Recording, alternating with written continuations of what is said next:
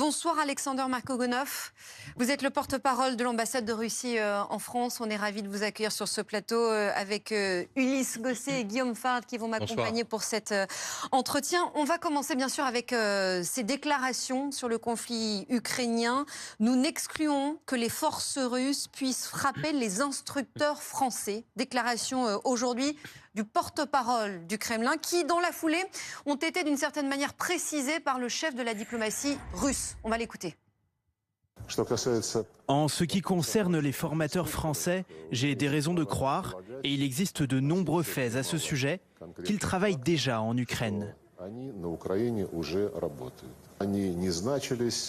Quel que soit leur statut, militaire de l'armée française ou mercenaires, ils représentent une cible tout à fait légitime pour nos forces armées.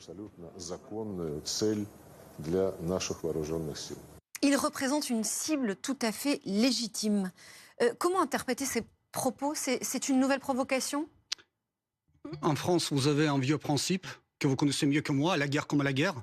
Donc si vous envoyez vos spécialistes, vos instructeurs, vos conseillers militaires, vous pouvez les appeler comme vous voulez, mais le mot-clé ici, c'est militaire.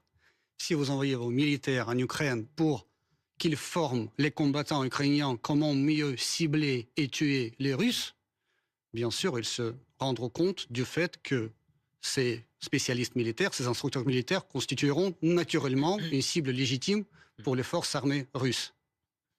Ça veut dire quoi concrètement? Ça ne doit pas vous étonner, je vous répète, à la guerre comme à la guerre. Donc là, le but, le missile ou une balle tirée, il ne distingue pas entre les Français, les Polonais, les Ukrainiens, il ne distingue pas en fonction de la langue, de la race, de l'appartenance ethnique, de la nationalité. Ils sont lancés et ils vont droit au but là où ils sont tirés. Donc là, naturellement, si les militaires français se retrouveront à côté des combattants ukrainiens, ils ont de très grands risques d'être touchés par les tirs russes. C'est à partir de maintenant, c'est une nouvelle consigne qui a été donnée aux militaires russes engagés sur le front. C'est pas une nouvelle consigne. La partie russe a commencé déjà à évoquer ce genre d'avertissement depuis les premières déclarations de la partie française, depuis le mois de février, je crois, sur la perspective de l'envoi des troupes françaises ou en général occidentales en Ukraine. Donc là, en principe, c'est rien de nouveau, on le répète et on continue à avertir tout simplement pour éviter le pire. Donc c'est un avertissement? C'est un avertissement assez clair. Vous nous dites qu'il n'y a pas d'immunité pour les Français qui seraient en Ukraine. Ce sont des instructeurs, ce ne sont pas des combattants. Est-ce que vous faites la différence entre ceux qui forment les Ukrainiens et ceux qui combattent? Nous en faisons une, et en particulier la coalition d'instructeurs qui est en ce moment mise au point avec la France et d'autres pays comme la Lituanie, la Grande-Bretagne. C'est une coalition d'instructeurs. Pour vous, c'est la même chose que des combattants? Ces instructeurs vont instruire les Ukrainiens, nos adversaires aujourd'hui, les combattants ukrainiens, comment mieux cibler et tuer les Russes. Qu'est-ce que vous voulez qu'on fasse?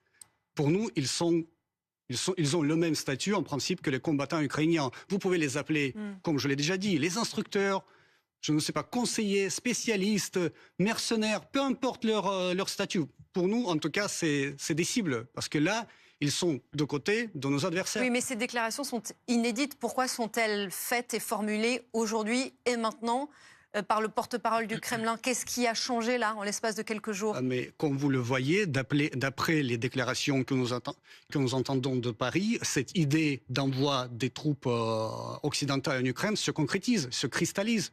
Donc là, au fur et à mesure, nous aussi, nous avertissons justement pour éviter cet affrontement direct de nos troupes sur le front ukrainien. Il y en a déjà des Français sur le sol ukrainien, c'est un secret de polichinelle. Exactement, c'est un secret de polichinelle, ça ne fait qu'officialiser. Et donc jusqu'à présent, la distinction était faite?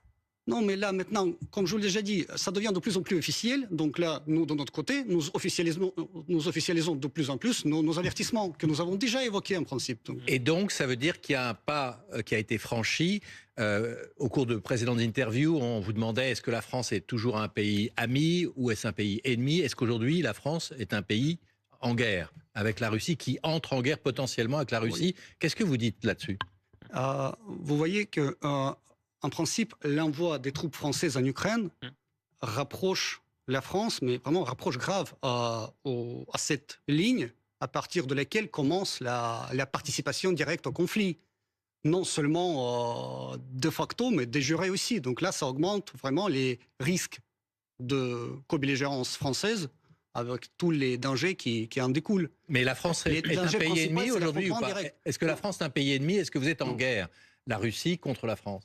Vous savez, la Russie n'est pas en guerre contre la France. Le problème, c'est que la France est un participant assez actif et enthousiaste, je dirais, de la guerre hybride contre la Russie, déclenchée par l'Occident collectif.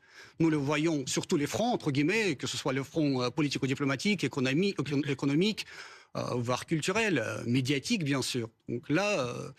On va parler de la guerre hybride dans un instant, mais ce que vous dites, c'est qu'à partir de maintenant, si un soldat russe sur le front se retrouve face à un militaire français, qu'il distingue son uniforme français, et quelle que soit sa mission, la mission qui lui est confiée, il a, pour consigne, il a le droit de tirer sur ce militaire français. Ça, bien sûr, ça dépend de la situation sur le terrain. Je ne suis pas militaire, je ne suis pas sur le terrain, mais en principe, comme je vous l'ai déjà dit, puisque les troupes, que ce soit les troupes françaises, les militaires français ou d'autres militaires étrangers, peu importe leur statut, mais ils se trouvent du côté de nos adversaires.